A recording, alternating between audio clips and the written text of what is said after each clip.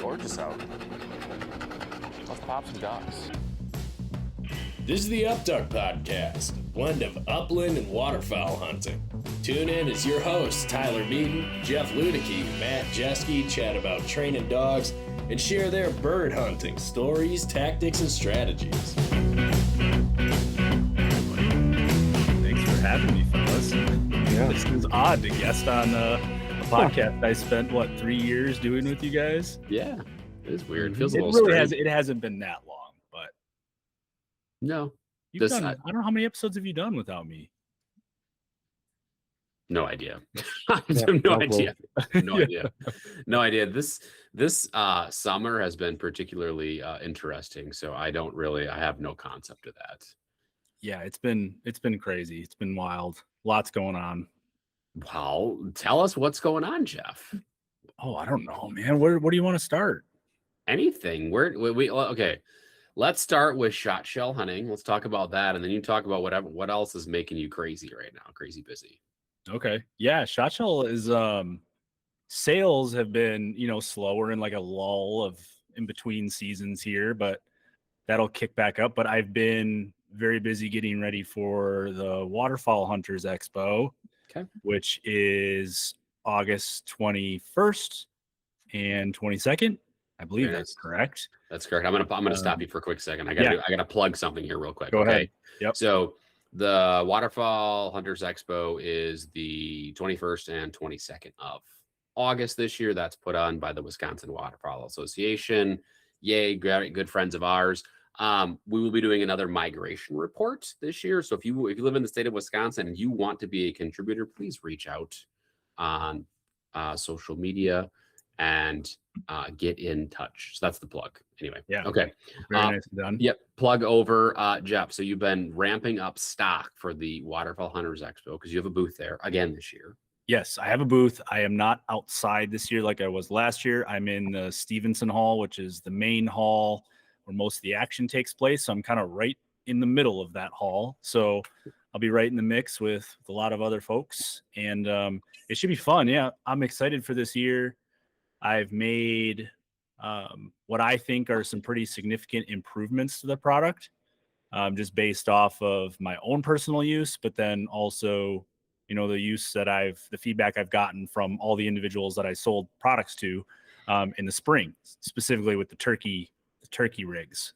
So that's been great. Obviously, I tried to test as much as I possibly could, but you can only do so much, right? Us as hunters, like everybody uses their gear differently. Everybody hunts in different environments. And with my turkey rig, I'm trying to make it universal. So again, there's no way I can possibly test every single decoy that's on the market, even though I tried to buy most of the popular ones as much as I could, which was fun, by the way. I can't do them all, right? There's a lot of turkey products that people have. You can't even buy them anymore, right? A lot of decoys that are old and obsolete that guys are still using. So it's been fun getting that feedback and making improvements to both the turkey rig and the waterfowl rig. So have you taken the the turkey rig feedback? Because I know that was like a lot of people had that product in their hands and used it here this past spring. And then you applied those principles to the waterfowl rig. Yeah, for sure. So the box, like the main box of my rig, is universal between both the turkey rig and the waterfowl rig. So I tried to keep as many of the same components, so it makes assembly much easier. I can just print bulk of certain pieces, and then I know that when orders come through, I can adjust as needed or based off the season and the demands. So yeah, the main feedback that I got from people was some of the original ones were struggling with some of the very heavy decoys, some of the full strutters, or some of these that have the plastic tail fans. They can be a little off balance because a lot of times that tail fan is pretty heavy and it kind of pushes the decoy back a little bit. So there was that, and then people hunting on hills, right? Uneven ground where that center of gravity was off, right? Or it was pulling it off center. So guys were having a hard time, guys and gals were having a hard time where they could pull it and it would spin, but it would have a hard time retracting. So what I did was I added another component to it that allows you to use these heavier decoys and also use it on uneven ground.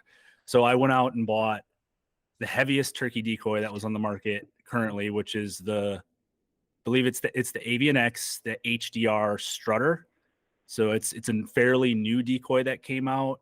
I think with the fan on it, it's gotta weigh like almost 20 pounds. It's crazy heavy. So I did all my testing with that, not only on flat ground, but also on like basically a 45-degree angle in my backyard on a hill. And I did a lot of testing with it and it's worked great. So I'm excited to roll that out. I've rolled it out to some people that bought later in the spring. But then this year, both the turkey and the waterfowl one will have all of those upgrades on it. So Yeah, that's awesome. Yeah. That's awesome. And so do you know who you're by in was it Stevenson Hall you said? At the I don't Expo? remember who. I think Ducks Unlimited is on one side of me. I'm down one of like the main aisles in the middle. Okay. Sure. I'm trying to think of some of the other ones. I think Copper Point Kennels is in the same aisle as me. Sure, yeah. There's a couple other folks. I know Sitka Vernon Hills is going to be there. Nice. Well, I'm good friends with those guys, so they're going to be in Stevenson Hall too, just kind of a couple aisles down from me on one of the ends. Josh and his gang will be there, who we've had on the podcast before. So, Yep. Yeah, I'm gonna have turkey rigs and waterfowl rigs. Sweet. That's So, awesome. Yeah, Awesome. That's great. Well, I will stop by and visit Jeff. I'll be so. there. I think I'll I'm be going to be there on Friday because Saturday we're going to have that Saturday, the 22nd, we're going to have our first Okayest Hunter seminar. So I did not pick the date. That was the people that are presenting picked that date. And as soon as it got announced, which is actually today, former guest on this podcast, Alec Beckers, texted me and said, boy, Eric must really hate duck hunting. The biggest waterfowl expo in the state. Yes. And he picks that weekend. Yes. So I'm planning to be there on Friday. Matt, I know you've already bought tickets, right? Yeah. Yep. I'll be there Saturday. Friday we're gonna hit a Brewers game. So nice. Awesome. Well, yeah, you guys got to stop by. Feel free. You can hang out in the booth and we'll chat. Josie will be there, I believe. So yeah, it should be a good time. I'm excited for it. Sweet. Nice. Sweet. That's great. So yeah, we've been building products. I'm building another display box. Since I have the one for the turkeys, I needed one to also display the waterfowl rigs. I was gonna ask if the turkey was getting bumped for ducks and geese, or if you were gonna have. I was gonna ask that how that booth was gonna look. Yeah, so I found my original box that I have for the turkeys, I found at our work in the back. And I found this new box the same way. Nice. So this one is just as wide and tall, but it's just as tall, but it's probably 2 or 3 times as wide. So the plan is I can put two waterfowl rigs on each end of it. One maybe with silos, one with full body field ducks, and then I can easily attach them together so I can show that you can run multiple rigs at the same time. So this one had a missile inside of it, which is pretty cool. What did you do with the missile? I think that's the really well, the missile is really need to know. The missile isn't there anymore. Okay, all right. So that's kind of a neat backstory, but it's great. I get these free boxes. They're all put together and I get them all kind of geared up and put some blind grass on the top of them and mount my rigs, and they work great for storage and display. So it's kind of a win-win with those. Nice. And they're free. Can't beat free. It's good. No. It's good. That's great. Yeah. What else has been keeping you busy, Jeff? We didn't. Oh, We man. so and we asked this because Jeff's like, "What's going on, guys? What's happened? What have you been up to?" And I'm like, "No, we're gonna hit record. We're gonna start recording. We're gonna do the catch up live while recording." So, what else has been keeping you busy? What's been keeping you up at night? And then you can ask us the same question. So, Yeah, there's two other things. I told you I got a lot to talk about here. It's been a minute. So okay, then the floor is yours, my man. Take it from here. Take it over. I got a new motor for my boat. So that was quite the change. Yeah, you went to the dark side. Yeah, I got a surface drive. So it's kind of bittersweet. I love my backwater longtails. I've had 3 of them. No, 2. I think no, 3 of them. And they were great. Absolutely great, but I always wanted to try a surface drive. And I had never even driven one, but I've heard good things. I've heard that in the particular environment that I normally run my boat in, they excel, because the other gentleman that I know that goes back in the same area that I go back in has a boat that's probably 5 times the weight of mine. And he goes back there with absolutely no trouble, and I get stuck over and over. So, like I said, the backwater is an amazing longtail. If you're going to buy a longtail and they have their place, right? I think those guys do a fantastic job, which is why it's bittersweet. They have their place, but like I said, for this particular environment, I think the surface drive is going to be a little nicer for me. Not only for the type of ground I'm on, but also the handling is much, much easier. So I made the switch. So we're going to see how it goes. Well, your need for speed is always there as well. I do have a little need for speed. Yeah, you do. I rode to Oklahoma and back with you a couple of times. You have a need for speed. So yeah, it runs good. So I got a Mud Buddy 23 Mini. So it's the same exact motor, the EFI, the same exact motor that I had on my backwater, which I still have my backwater. It's for sale. So if anybody wants it, you can buy it. Low hours. This is why you wanted to come low on the hours, podcast. 23 EFI. Yeah, I'm going to plug my business, plug my Facebook Marketplace account. Like just, yeah. Oh. So yeah, same one. It's just the Mud Buddy Mini. So no reverse, but it's got neutral and then bump forward. So okay. Matt, Nice. what are your thoughts right now? What were your thoughts when Jeff sent that text message? I already knew about it, so I had a pretty good idea. I mean, it's probably, I don't know. I don't drive a long tail, so I'm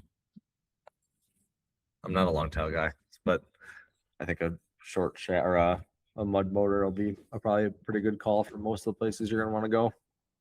yeah, Be a nice change, a little easier handling, a little less stress getting out there maybe at your particular spots. Should be good. right. And that was the thing. Like it physically was taking a Exhausting. toll. Like I would get back to Exhausting. the launch and I was gassed. Yeah. Right. Yeah. And some of that is because I want to go fast. And with longtails, when you're doing sharp turns and also trying to go fast, Yeah, you're deep there. it's very difficult to turn. It Yeah. takes a significant amount of physical effort to try to do that, Yeah. as most longtail guys probably can tell you. And I hit a lot of stuff too. And that was another problem. I wanted that free floating handle. So if I hit something, the engine would kick up. Where with the longtail, like I was jarring myself quite a bit if I would hit something, because that tiller handle was directly bolted to the engine mount. So if you hit something, you feel it, right? And you still feel it with the surface drive, but just maybe a little less. But like I said, it's bittersweet. They both have their place. And I think when we had Zach from Backwater on, he even said that, some people go from the longtail to surface drive, and then some people go from the surface drive back to the longtail. Both have a purpose, and it really just kind of like depends what you do and also how much you want to spend, right? Right. So Okay. The dark side. Yeah. Jeff went to the dark side. Oh man. I just want to know, like, have you taken that on his maiden voyage yet? I did. And that's got a story too. So I took it out on the Rock River, which for people that know in the area, you probably know the Rock River. And I did a little damage to my truck. Uh-oh. Yeah. Uh-oh. So there's a particular launch that has some history behind it, and Tyler probably knows the launch that I'm referring to in Jefferson County along the Rock River. History like in the area, or you and it personally have history? Both. Or both. Got it. Got it. More so, I think, people in the area, Okay. but going with that, I've personally witnessed some of the I gotcha. struggles, and I don't know if we want to really get all into that, but it seems like that particular launch, they're making things extremely difficult for sportsmen to access the waterways. Mm. And it seems like they're doing as much as they can while still providing access, but making that access difficult for people to the point where it just deters them and they don't want to go there. So I pulled up, and they have two massive concrete slabs at the top of the boat ramp, right on either end of the boat ramp, to the point where there's maybe a foot between each side of your truck. Mm. And you have to back your boat down said ramp perfectly straight in between the concrete cylinder blocks, which when your boat is in the water just happen to be right near your bumpers, your front bumpers. So I launched the boat, drove it around, pulled the boat back out. Didn't like the way it was sitting. It was like one chine over on my trailer. So I decided to back the trailer back down into the water. And upon bringing it back up, I was watching the trailer, which was a little crooked on the side of the ramp because the water level is so low that I went off the concrete pad. So the trailer was sitting crooked. So in order to get myself maneuvered up the ramp, I turned a little bit and slammed my front bumper right into the concrete slab. So now I got a massive scrape in the front bumper of my truck. Hold on. You can't push your little 15-foot boat back square on a trailer. You got to back it down, readjust, and then Hey, pull I was it by back out. myself. I was by myself, okay? I just shove my boat with the blind back on when I don't like it centered because it's such I was by myself. Give me a break, Matt.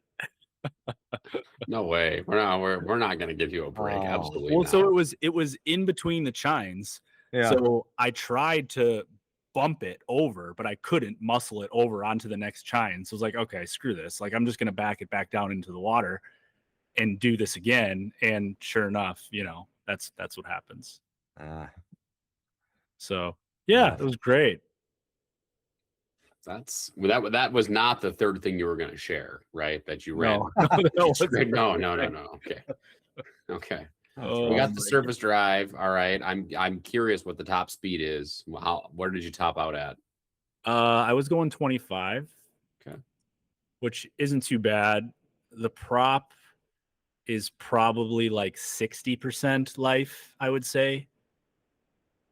So with a new prop, which I'll probably get before the season because I need a backup. I always like to have a backup prop, especially during the season. Mm-hmm. I'll probably gain a couple more miles an hour, I would guess. So my guess is it'll do 26, 27 by myself. I added some weight to the front just to somewhat simulate, an extra guy or a dog. My guess is it'll be 22, maybe with another guy and a dog, somewhere in that ballpark. But it surprisingly got up on plane really easy. I was worried about the weight of the motor with my boat because my boat's so light. My boat only weighs like 270 pounds. And the motor is 220 pounds. So that's quite a bit of weight hanging off the back. And my longtail was only 160. So that's quite a bit extra. But it really had no issue at all. And the back of the boat was not sitting low at all. Like the boat still looked like it was nice and level, just sitting on the water. And it got up on plane really nice. And that boats always run really flat, so it worked out really good.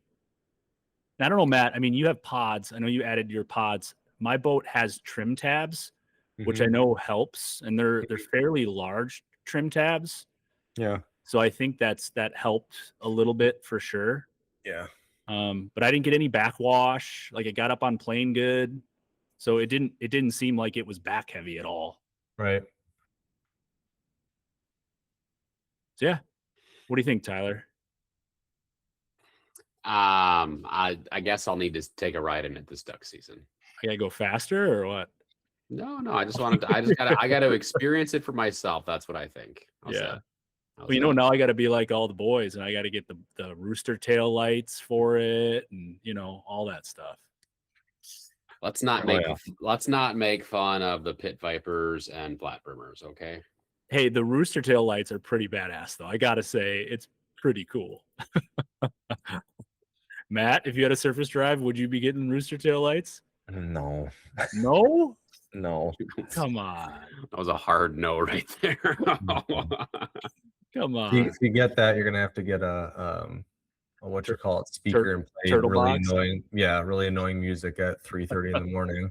I'm not gonna do that either. Oh shit.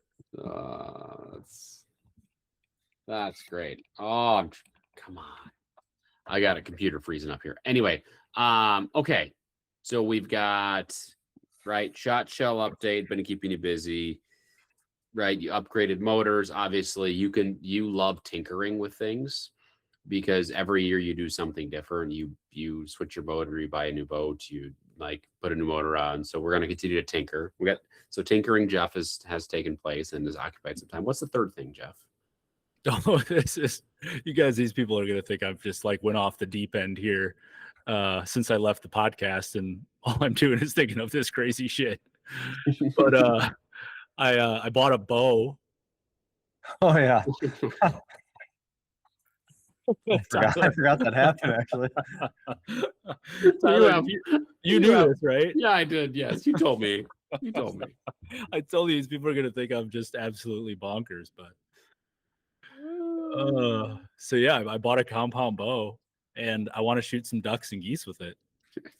Yeah, it's gonna happen. Well, you have to explain the theory behind it, because you're not just going out like dry cornfield like some of the YouTube videos that I watch. You have a specific niche case that you bought this for, right? Yes, that's a good point. No, I'm not like turning this into my full-time gig and like you know, trying to be a bow hunting waterfowler influencer on YouTube. No. So there's a few spots, one of them being very close to where I reside. Actually, both of them being very close to where I reside. And there's more than those two in my mind, that in our particular area, we're urban, but we're not like it's, I mean, I think our town's like 2,500 people, but we're very close to a lot of bigger towns and things and cities. So there are some restrictions in terms of how far you need to be from a subdivision, or how far you need to be from a building or anything like that in terms of shooting a firearm, right? And those restrictions are significantly more lax when it comes to shooting a bow. So there are a few spots that every fall, like real late season, just pile up with ducks and geese. Every time I drive by, there's probably 50 to 100 in really small water, really skinny, small little areas, and they just pile in there all day. And I've personally watched this, wishing there was a way that I could hunt them. So now I've bought myself a bow and some flu arrows with the intention that when I encounter these situations, I can grab the bow and wade out through this really shallow water and go try to shoot me some ducks and geese. So I have questions for you. Yeah, and I've learned a lot. Yeah. How much do those flu arrows cost? Because like you're gonna lose a lot of arrows. You're hunting on water. Okay, so the arrows float. Okay. Okay, so that's good. They float, and the thing with flu-flus, like if people don't know what flu arrows are, they're made for upland and bird hunting, basically. So they have really large fletching on them, really large fletching compared to a standard arrow. So they only fly, 40, 50 yards, right? So they don't fly very far.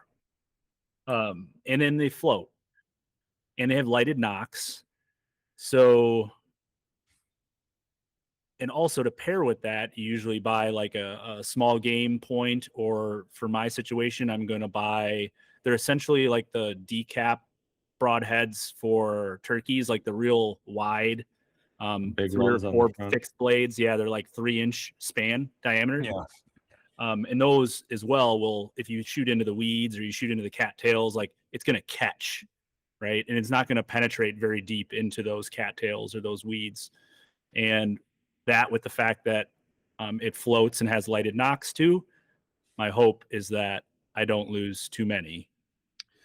Can you take a kayak in to some of these spots so that way you can like kayak around and pick them up? I mean, yeah, for sure. Like they only fly, 40, 50 yards, but 40, 50 yards is a long way to walk in water with waders on, and it could, I mean, the one spot probably gets deep enough, right, where you couldn't even do that. You're going to have to. Right. Yeah. One spot, it's going to be really up close and personal.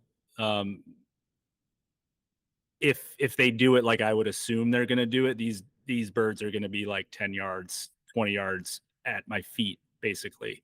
So I would think at that close, my arrows aren't really going to go that far. I don't plan on like shooting straight up in the air. It would be more for, shooting them backpedaling into the decoys or something along those lines. And the other spot would be more aerial shooting. Probably it's on a larger body of water, and that one I would have a kayak with me, so I could go retrieve the arrows and then kayak back to wherever I'm sitting or standing. So retrieve your ducks and geese too. Oh yeah. So yeah, I've go ahead, Matt. Are you for or against the water swat in these situations, especially one particularly close to where you reside? Oh, I'm all for the water. I'm all for the water. Right answer. I was just hoping that was the answer. I'm all for the water swat. 100%. I think they call that skillet shooting when it comes to waterfowl. Awesome. When you shoot them off the water with a bow, they call it skillet shooting. Wow. So yeah, I am not above the water swat with either a shotgun or a bow. Excellent. So yeah, the bow setup is definitely unique. It's different than what a bow hunter would have on it. I have no sights, so I've been just using. I have a peep sight, so I've just been using that for now. And a lot of it is just more instinct shooting. So I need to get a lot of reps and just get like that muscle memory and that consistency with my draw. Because I'm not using a sight, like I'm going to rely more on that than anything else. And I have a drop away rest. So that was the other thing with the flu arrows that you need to consider, is that the fletching, if you try to shoot it through like a whisker biscuit, or you try to shoot it through a drop away rest that has a cage around it, it's too big. You're gonna just wreck the fletching. Like it's gonna go through there, and you're just gonna tear your fletching up like crazy. So I had to buy a drop away rest and one that functions still without the cage. So I took the cage completely off of it. So now it's just a V-shaped drop away. So as soon as I let go, that fletching is completely clear of any kind of rest. So it's been working pretty good. Where have you been shooting at? Where have you been practicing? My backyard. Okay. Yeah, I got plenty of room in the backyard. There's public land behind me it's all woods. So, okay. So yeah, I've been shooting in the backyard. I've been shooting at like 20 yards just for right now. And I've been doing all right. I have a very small target. I was going to buy a large bag, but I still might, because if I miss, it turns out like if you miss targets, it wreaks havoc on your arrows.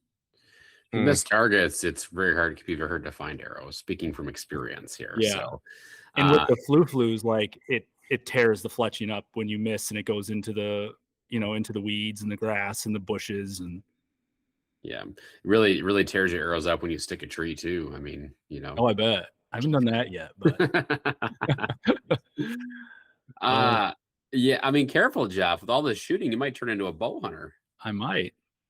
Another thing I learned, so if you want to, a lot of guys finger shoot for waterfowl.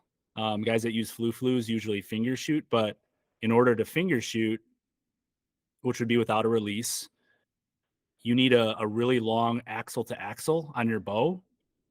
And a lot of the major manufacturers now don't make too many of those anymore. It's not really a common thing. I think you can find them. They're just not very readily available.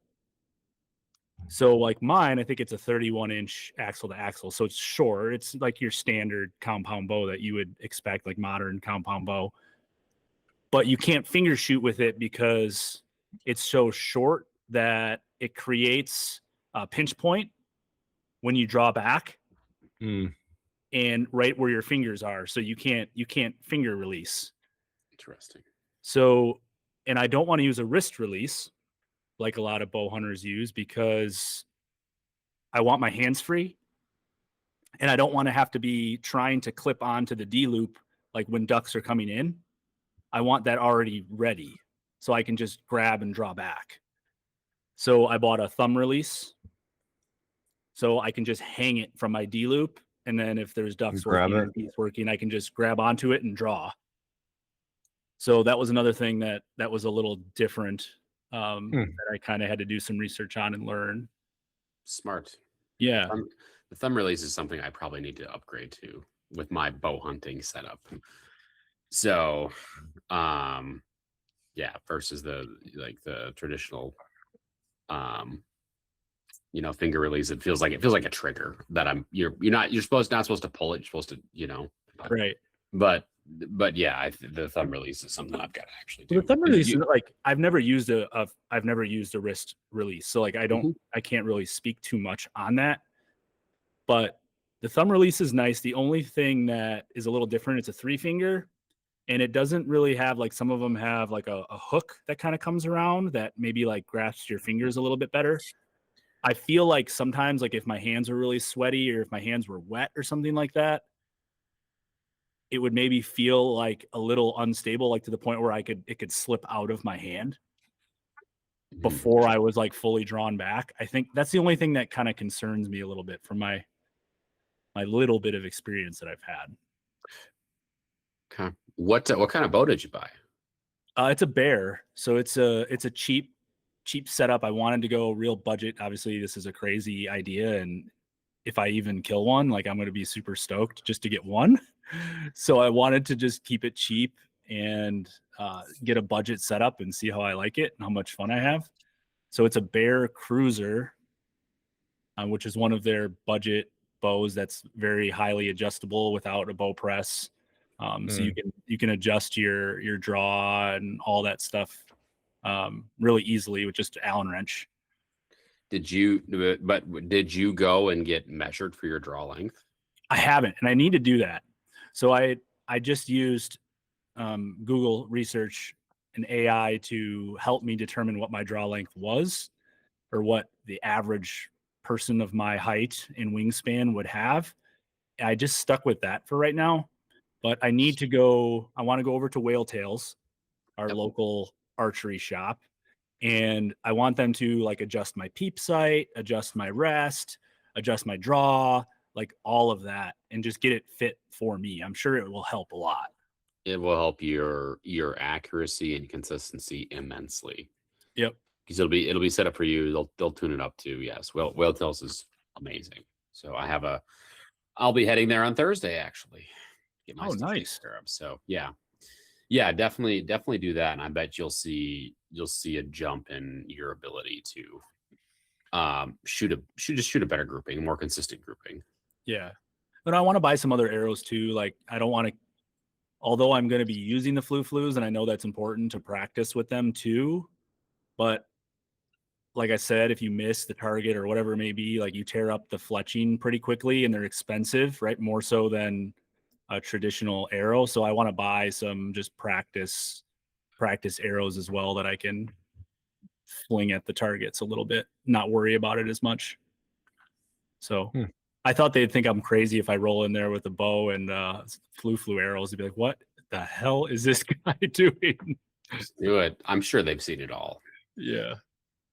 Maybe not a guy that buys his first bow just to duck hunt with. I don't know if they've ever seen that. That's fair. Now that is very, very fair. So you're going to take your little JDI camera out there though when you're bow hunting for ducks, correct? Oh yeah, for sure. Okay. Definitely. It should make for some really cool footage. Tyler, I know you know one of the spots that I'm referring to. It should be pretty neat. The other thing, the only unfortunate thing, like with you guys, is you can't really bring a dog when you're doing that. Nope. If you have a 3-inch broadhead floating around in the water in the decoys, that's not ideal. Or if you stick a duck and you don't want to send your dog out to get that duck. Absolutely not. Nope. That's okay.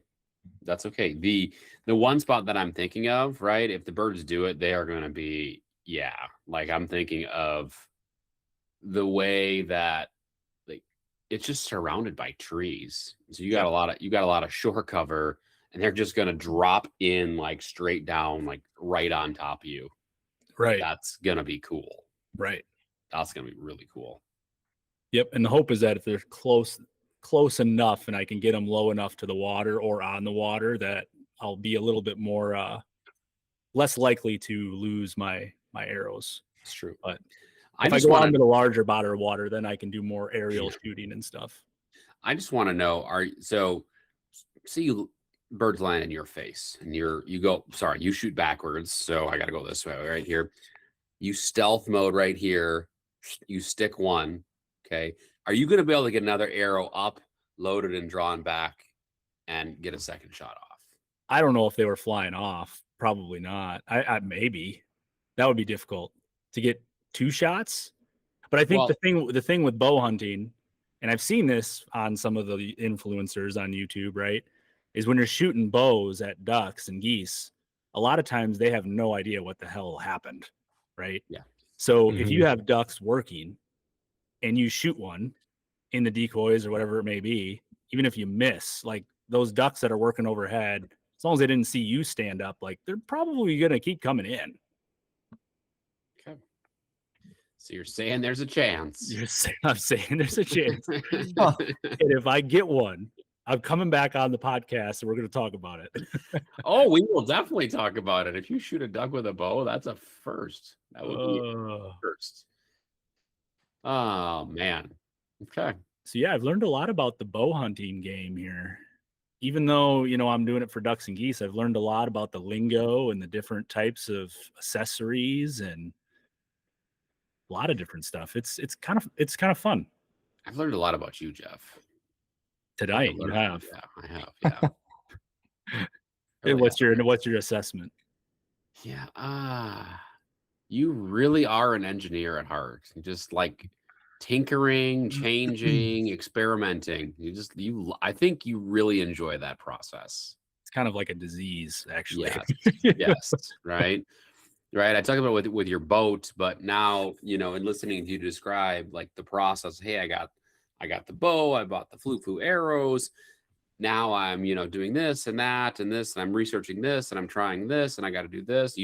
There's that process, that tinkering process. And you love that process. Oh yeah. And I love the research part of it too, right? I like to scour the interwebs and read reviews and figure out what works and what doesn't work and all those types of things.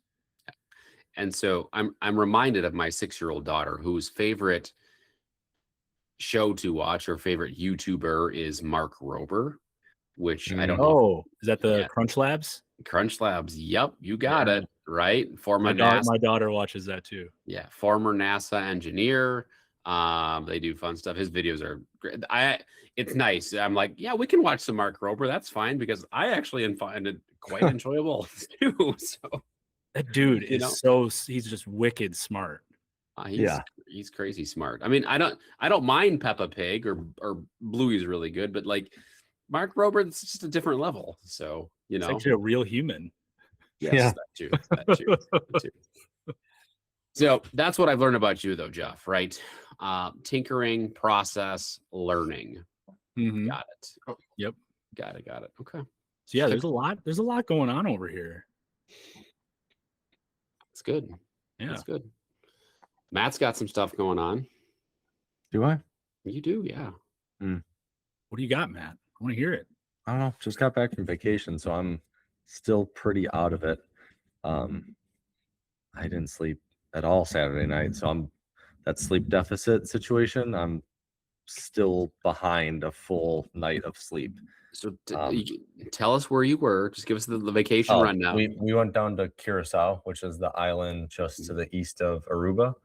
So quite a bit less fancy than Aruba, but we stayed at a nice condo and did a lot of all of the stuff there, right? So national parks down there, the downtowns, the foodie side, where you find all the restaurants that you're supposed to go to. Quite a bit of snorkeling. Did go fishing, which was awesome. So we caught a couple of tuna last week, Monday, out on the ocean. That was a lot of fun. How many pounds?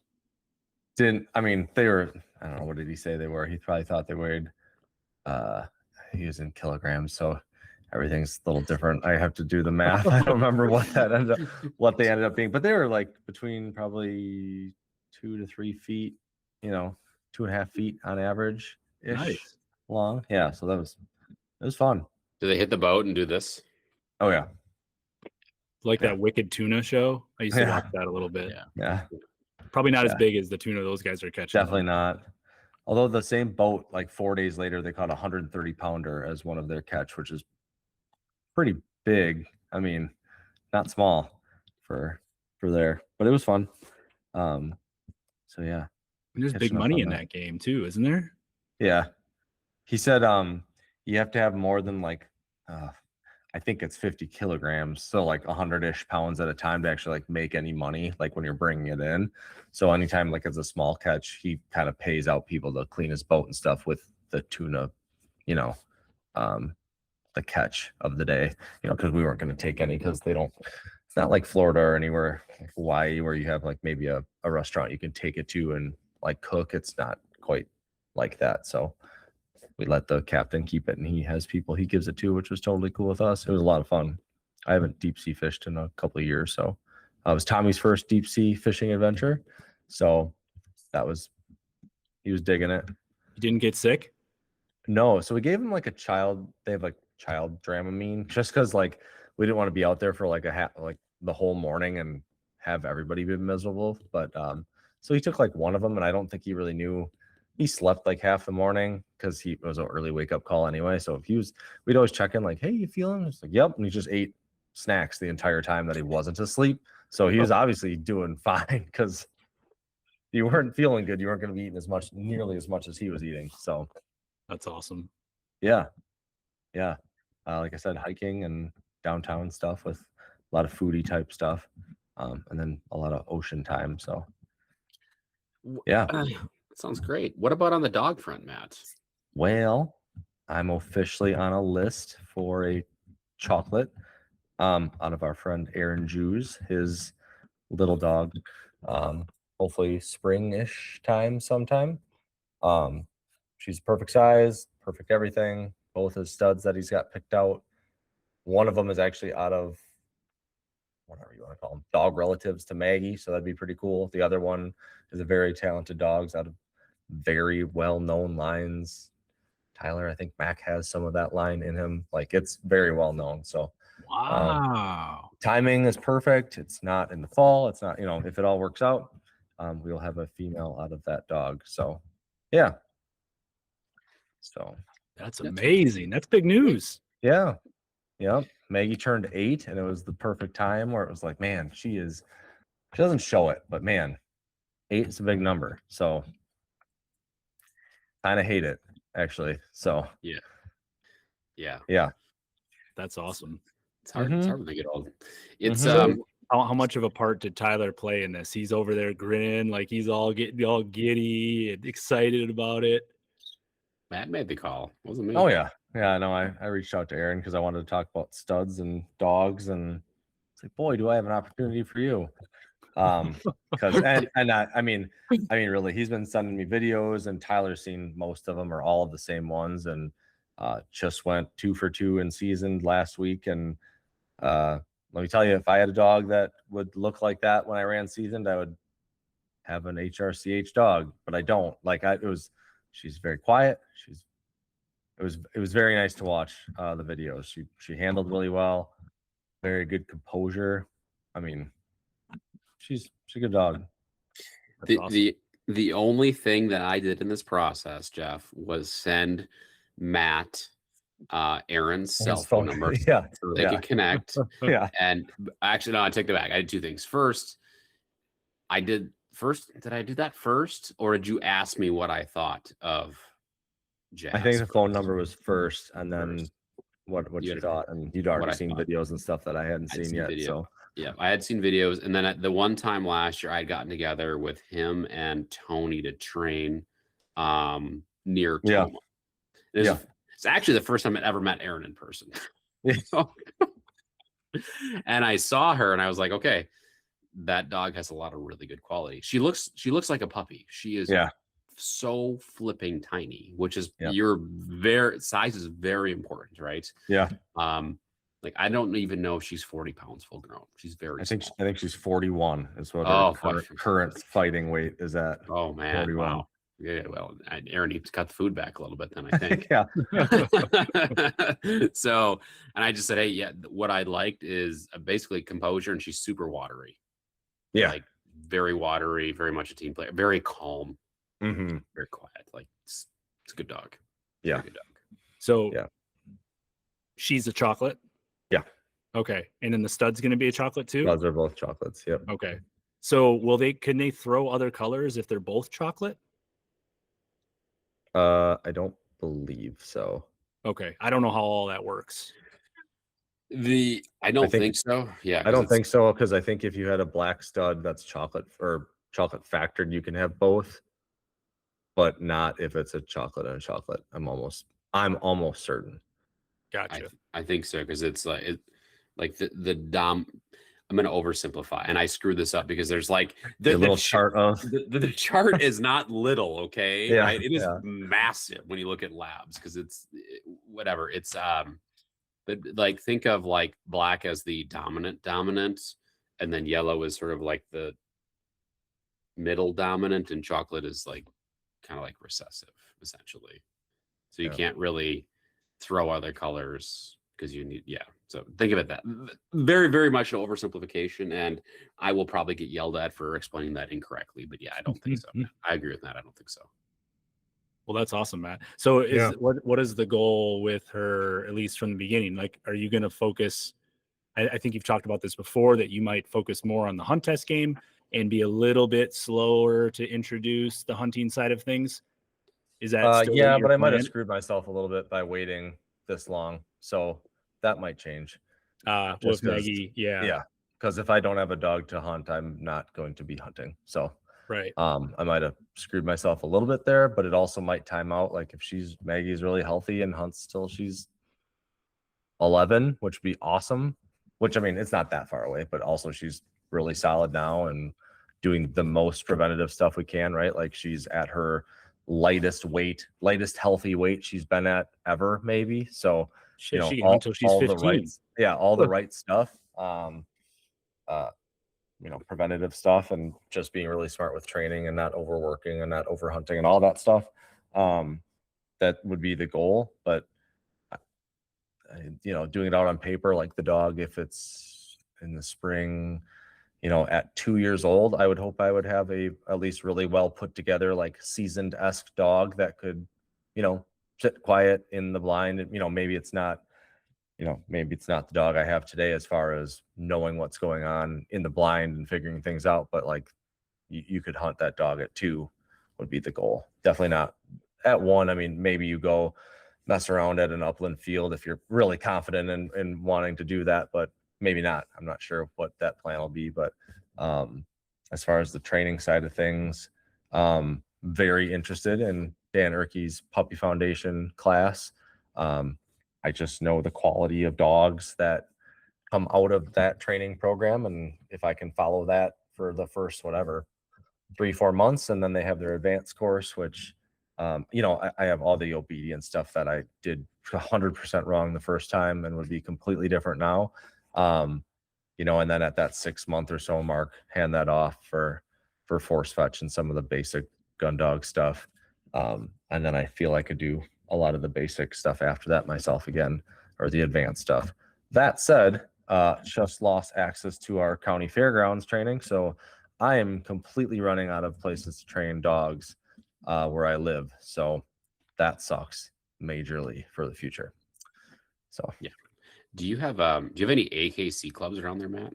Yeah, but not really near here. I mean, if I have to drive that far south, I'm just going to go train with the HRC guys at the public places. Okay. Just generally, I'm going to speak in generalities again, but generally, like HRC clubs don't own ground. No.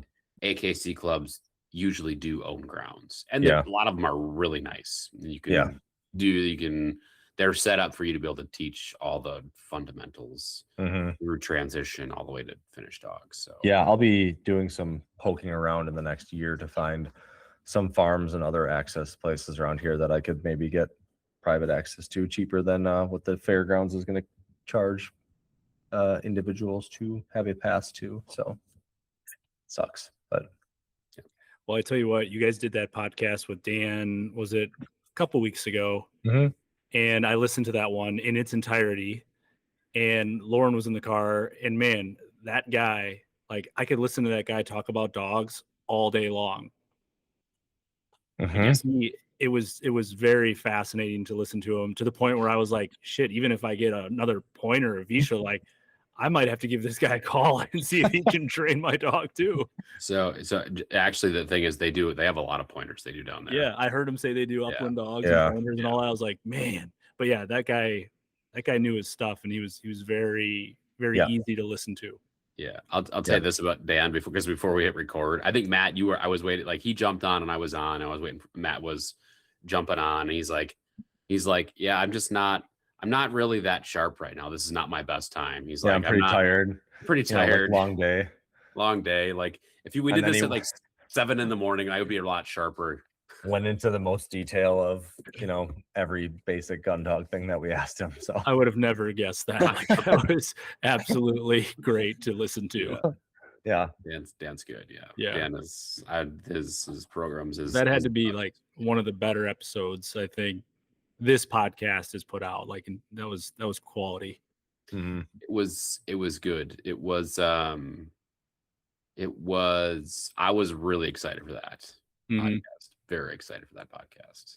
So we'll see if we can get Dan lined back up on here too. There's so much we could talk about and dive into subjects on that. So yeah. But it's great. Matt's on the list for another dog. I mean, I know. It's good.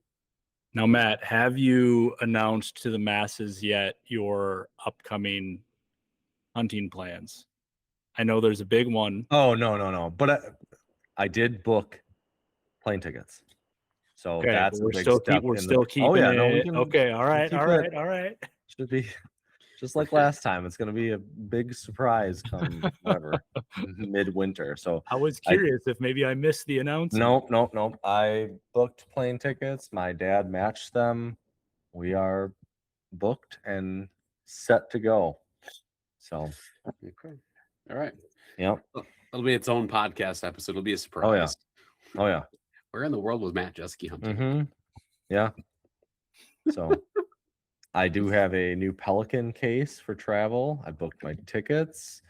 I got it's not that far away. I mean, I'm gonna blink and hunting season's here, and then blink again. It's January. So I mean, teal season in 6 weeks. Yeah, I know. Frightening. It's crazy. Yeah. insane. I know. It's coming. Oh yeah, that's huge though. Look at all you guys making moves. Oh yeah. Yeah. What about you, Tyler? What's new in your neck of the woods? On the hunting dog front, not a lot. Literally not a lot. No, life's been kind of kicking me in the teeth. So I'm not getting a puppy anytime soon. Ren's, I'm for sure gonna skip Ren's next heat cycle. That's we tried in January, spent a lot of money, and now is just not the right time. That was a blessing in disguise that did not happen. So that was good. And then it's like, okay, we can skip this. That now is not the right time. And I guess I am considering sending her away for a couple of the winter. Couple of months or weeks? A couple of months. Couple of months. Okay. Couple months. So I can send her down to TJ Greer. It's another pro she's down in Kansas. Turns out really good dogs. He's a tremendous trainer. He won't listen to this, so I can sing his praises and he won't get mad at me. It's wonderful. I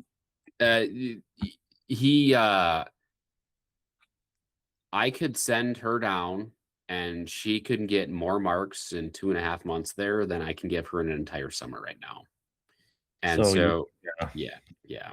You'll have to keep up with it when you get back. I was going to ask, are you going to do any tests with her now, or would you wait till next year after she comes back? Because my friend's dog just came back. It was a puppy. It's a year old, but it was doing, master type marks and running basic blind work. But, now that we lost the fairgrounds, we don't train as much. Like, he can already see like the, degradation of, when you don't work on it, it is use it or lose it type of work. So yeah, the idea is this summer is a lost cause for me. Like the job that I took in January has been taking up a lot more time. It's been taking up a lot of time. Had lots of personal stuff, from ER visits to car fires to it's been I have a work travel. It's been nutty. And so, like I told you guys before we hit record, like maybe I told you, Matt, I've trained my dogs 4 times in the last 6 weeks. Like, that's pretty much all. There's vacation in there. There's just a lot of stuff. I'm like, okay, there's no way I can run any tests this year. Like, I just can't do it. And the goal would be send her down, basically accelerate and catch up on everything that we missed this summer, so we can hit the ground running next year. Spring. Okay, in the spring, pick up, run finished. Just finish that process. So sure. Yeah, that's the jam. That's the idea anyway. Jess is open, very, very open to it and on board with it, which is also a very good thing. And your daughter? We haven't discussed it yet. Okay, all right. Yeah, you don't want to bring that up until it's official. No. As long as Mac's still around, we'll be good though. They do love some Mac. I just took the dogs to the vet and spent an absurd amount of money, like getting shots and stuff. And next guy, like two dogs is I can imagine. Oh my God. Well, it's like $250-$300 for like just a standard checkup for one dog. Yeah, I spent like $1,300, and then they're like, oh yeah, his back teeth, you're probably gonna have to get some of those removed. So here, would you like to spend another $2,500 to get those removed? And we'll take Now he has a little like growth on the side of his head, like the side of his face right there too. So they would take that in biopsy. So that's included in that cost too. So it's just like, all right, he turns 10 in November. Still looks great. Looked great at training when I was at group training last night. I'm like, okay. The times that I'd done some drill work with him over the last few weeks, though, I'm like, wow, you look old. And he doesn't really care anymore. He's just not. I'm just like old and entitled. It's just, I have a video and he's like going in slow motion. I'm like, goodness gracious. I'm like, I'm not even gonna be able to hunt you if you're gonna move that slow this year. And then yesterday, right, you just shaking like a leaf, and just the dog who's just a few months away from turning 10. So I'm like, okay, all right, I suppose we'll get on him when he's 10, and we'll see. So Yeah, that's a really boring, really boring update. I know, but there's just more. There's like, yeah, you guys saw, like, I sent you guys the text message with the car, like that was just a whole thing. So yeah. Moral of the story there, folks: your power banks that you have, that you keep right in your, probably keep in your car, you charge your phone with, you carry it around, right? The lithium ion ones that you're not supposed to put in a check bag when you fly. You need to keep them, in the cabin and then out so they can be seen. Do not leave those in your car because they can spontaneously combust. Yeah, that's wild. Isn't that crazy? Yeah. Yeah. And now, did anything happen with the insurance on that? Did you make any headway in terms of getting some? I lost the battle with Amazon. Like, I just couldn't figure. You can't even get to anybody. That's like David versus Goliath there. Yeah, correct. My insurance company took care of me though, so that's good. Did you get a new vehicle? Did we? We did, yeah. Okay, I don't know if we ever hit you. The last time I think we talked about it, whether it was before a show or whatever, you had a few in mind, but I don't know if I ever knew what you landed on. Yes. GMC Acadia. Oh, okay. Yeah, 2022. Very nice. I very much enjoy driving it. It's very much an upgrade over the 2015 Mazda we were driving before. So now, is the old F-150 still running good for you, Tyler? Still runs good. I got to get it in for an oil change. Yeah. Nice. Yes. So much for that blown head gasket, huh? I know, right? I've how seen it. How many miles ago was that? It's a good question. It's funny. I told 20,000. I told that story yesterday. Actually, I don't remember who I told it to, but I literally told that story yesterday. We were an error in the title transfer away from getting rid of that truck. Oh, I know. Swapping motors. It was bad. No, I told that story this morning actually to somebody. Literally just like put a new engine in their wife's car. Hopefully not for the same mechanic that you went to that said there was a blown head gasket. No. Timing chain, leaking oil, like, oh no, yeah, all that stuff. So yeah. No, the old F-150 is still running good. Working on getting it cleaned out. The great thing about getting a new vehicle with kids is it's a fresh start. It's like, oh, we have new rules with this car. It's like, we're gonna have new rules with Dad's truck now too. So at least for a few months. No, we're gonna be, we gotta learn. Yeah. I mean, this is like, you got to be watching this on videos. If you're just listening, you won't see this, but this is like my kids like would eat food, right? Like this. And then when they have a wrapper, they would just throw it over their shoulder. And it's like, that sounds about right. Seriously. Are there going to be kennels in this SUV, or is this going to be where's the line drawn for a dog hair free vehicle? Four-legged animals. The only time dogs ride in there is in a kennel. Dogs will not be free. And actually, I'm going to move to that with my truck too. So that's we're making big changes. Nice. Here. No longer dogs in the cab, it's sad, but it's also going to keep everything so much cleaner. Oh yeah. Like so much cleaner. You just can't even like, and but it's Mac, we brought Mac home. We didn't have any kids. And it was like, that's your baby. He's just everywhere. It doesn't matter, And then we had kids, and then we had a second dog, and her hair is black, and it's just light color seats. It's just like there. Like, I just can't take it. So I think last year in Iowa, Matt, you got a taste of that when we took Maggie out for that little jump shoot for ducks, and you came back and Josie was sitting in the passenger seat and gone all over the. There's hair everywhere. Paw prints on your center console. So great. That's like Jeff though too. You were like when Mac rode on the back seat of your truck, you're like, I don't understand why there's so much hair back here. It's a whole nother level with the labs, man. Yes. Well, the hairs must just be like, for whatever reason, the lab hairs, maybe it's just they're a little more coarse or a little bit longer, but they are so much harder to vacuum up than like a short hair. I don't know what it is, but they get inside of that like little fuzzy part of the seat and the back, and you could vacuum that thing for an hour and they won't come out of there. Like, I don't understand. Yeah. It's good. Yeah. I don't have any other updates. I don't have any hunting trips planned. I'm not planning to do any out-of-state trips this year. So it's not in the cards. It will be in the cards in future years. I just gotta pause for this year for sure. So are you guys doing your Iowa trip again? Yep. Yep. Nice. Very nice. Yep. Excellent. You're welcome to come if you have a free weekend. Just let So, me know when play it it by ear. let me know when it is. It's generally right around when like there's a very important birthday party in my household, which is always the Yeah, we have the dates. I just have to look. I'll have to remind myself what they are. Yeah, shoot them on over. Shoot them on over. I guess that's the other thing too I'm thinking about is I'm also thinking about buying a bunch of pen raised birds for Ren too. Right. And just giving her that time in the field. There's a guys that only run hunt tests or do like hunt tests first will tell you not to upland hunt your dog, but there's a lot of benefit to it in my mind. If you like, I think like labs can compartmentalize the difference between tests and actually hunting. You know, so I want to do that and just continue to build her mental confidence up. I've really, you know, it's funny for a dog that's like a field trial bred dog who she's turned 4 last Thursday, actually. She's the chillest dog. She's a great member of the family. She really is. I really love the little dog as much as I rag on her on this podcast. So yeah, and I just need to do her justice and give her what she deserves. So that's the plan. That's what I'm thinking about with her. Yeah. Nice. Well, sweet. Yeah.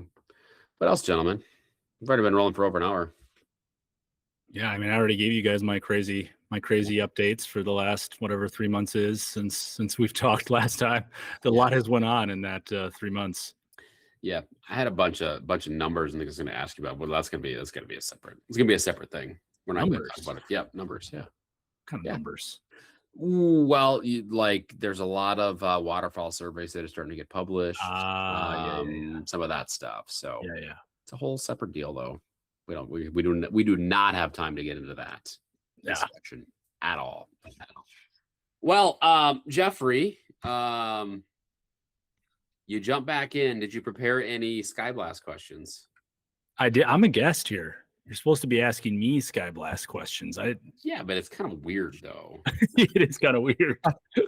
I'm a weird. Guest, but not really a guest, I guess. Yeah, I mean, I don't know. It's kind of like this would be an opportunity for you to ask these Skyblast questions. Oh, no, I don't have any. Okay. I didn't prepare any. I'm very, very not prepared for this one. I have no notes. I have nothing. I've got a question for you. Okay. Skyblast like question is, did you try the Mountain Dew Dunker donuts from Quick Trip? I did not. And I don't think I will. I think they look pretty nasty, to be honest with you. Okay. Have either of you tried them? I have. And I'm not even a donut eater or a Mountain Dew drinker, but it was one of those, somebody brought them into work and I had to have a half just to see. It doesn't taste like Mountain Dew. It doesn't taste gross. It's just a different. I'm trying to think of who. My little cousin described it as. What did he say it was? More like a lemon, I think. It doesn't taste like Mountain Dew. Don't be like. It's not. It doesn't taste like Mountain Dew. It just doesn't. I mean, it tastes like a donut, kind of odd. Like I wouldn't go out of my way to not get like a glazer. You know what I mean? Like. Yeah, you're gonna stick to glazers once you have it. So I'm gonna pass. Yeah, it's fine. Okay, that leads to me to another question then. Glazers or Dunkers from Quick Trip? What remind me, like what would a Dunker, just like the little circular ones? The Mountain Dew Dunk was a Dunker. So they have like blueberry, chocolate. Yeah, because the glazer's just like your plain like round with frosting. Yes, the Dunker is kind of like almost like a cake donut ish. Yes, kind of. It's not a cake donut, but it's like a cake donut. A cake donut, yeah. So it's a glazer or a Dunker? Yeah, the Dunker. I think of the Dunker. It's almost like a cross between a cake donut and a crawler. Like it kind of. Yeah. I'm going with the Dunker. I think I like the Cream Dream one. Is that what it's called? Cream Dream? Yeah. I like that one. I'm a fan of that one. Matt? I'm a glazer guy. He's thinking about it. Yeah. Really? Like this morning I had the opportunity. I didn't eat one, but a glazer or the cherry Dunker. And either way, I mean, not because I don't like cherry, but I would have had the glazer. It's just like the plain. I would have had to For some reason, I feel like the Dunker feels healthier in my mind. 30 calories different. Yeah, it is slightly healthier. I'll give you that. It feels healthier. I don't know what it is. You know, You're gonna burn 260 calories. That's the one you could have had. Yeah. I'm now, gonna is tell there you. a difference in the flour? Because it's a little different color. Are they using more of like a whole wheat flour with the Dunkers versus a white flour with the? Never No, investigated. no. Yeah, I don't know. sure. I'm gonna guess that there's some like food coloring that goes into it. Oh, I Give it see. the color. All right. Well, I'm gonna keep pretending that they're healthier for you. Yeah. I'm just not, and when I just have my weak spots and I just can crush an entire 6-pack at one time, then we're That's like a day's. You like the whole blueberry, day's right? worth of. yeah. You're the blueberry guy? Blueberry those are dunkers good, though. are just. Those are good. Where do you stand on the cream dream? I've never had a cream dream. Really? I've I haven't only either. I've only had the chocolate and the blueberry dunkers. See, the cream dream's more of like your traditional. It's almost like that glazerish taste, right? Or a standard crawler, like a Grebes or Greebies or whatever that is. Yeah. It's more of that flavor. Okay. Don't get me wrong, I do love a glazer. I've not had a glazer in a long time, but I can hammer some glazers though. With the chocolate drizzle. The they go chocolate drizzle down. ones are good. Regular chocolate drizzle, it does not matter. They go down real fast. Yeah. They like fold up. You know what I mean? Like you can like tear it in half and like half a donut in one bite. I mean, just it goes down fast. Yeah. You know what I've been a sucker for at Quick Trip is the carrot cake. The little box of carrot cake with the cream frosting on the top. Yeah. Oh my goodness, it is amazing. It's probably so bad for you, but it is so good. We're not worried about calories here. We're just talking about the carrot cake with the cream frosting. Oh my gosh. Do you need a fork to eat it, or do you just pick it up by Oh hand? yeah. I go fork. I like to savor it and like really take my time. Okay. Oh my, you gotta try it. Okay. If you're a carrot cake guy, Yeah. I am. Get in on that. Yeah. Get in on that.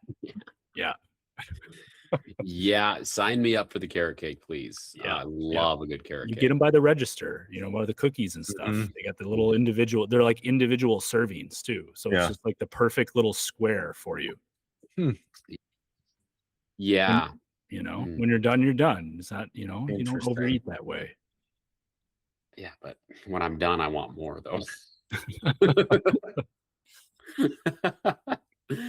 Okay. All right. That's good. All right.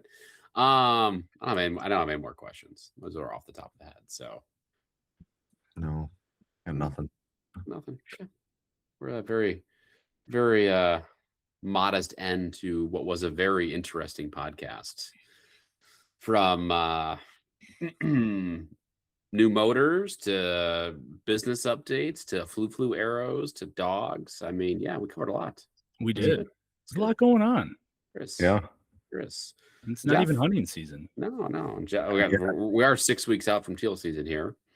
Jeff, we certainly appreciate you hopping back on, though. It was fun. Yeah. It's like old times. It's like reminiscing. It is. I love these update episodes. I definitely miss these. I loved the guest episodes too, but the update ones were a lot of fun.